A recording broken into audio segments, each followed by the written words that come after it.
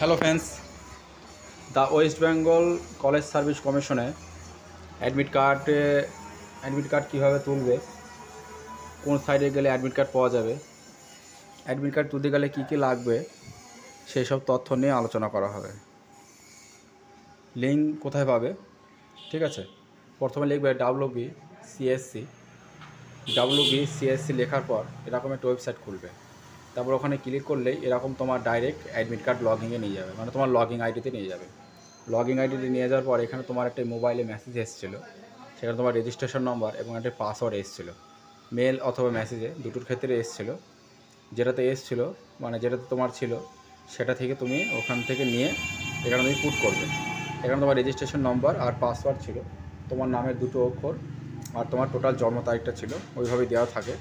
যদি কোনো কারণে না থাকে সেক্ষেত্রে তুমি ফরগেট করে তোমার পাসওয়ার্ডটা নিতে পারবে। তারপর ওখানে ক্লিক করার পরে এখন তোমার অ্যাডমিট কার্ডে শো হয়ে যাবে। অ্যাডমিট কার্ড শো হওয়ার পর তুমি এই যে অ্যাডমিট কার্ড ডাউনলোড অপশন আছে, এখানে তুমি ক্লিক করবে। এখানে ক্লিক করলে এরকম তোমার একটা অ্যাডমিট কার্ড চলে আসবে। অ্যাডমিট কার্ডটি কালার প্রিন্ট করবে, কেন এক্সাম হলে কালার প্রিন্ট নিয়ে যেতে হয়। ঠিক আছে, তুমি টোটাল আমি লিঙ্ক দিয়ে দেবো, ওখান থেকে তুমি ডাউনলোড করতে পারবে। ডাইরেক্ট তুমি ওয়েবসাইটে গেলেই পেয়ে যাবে।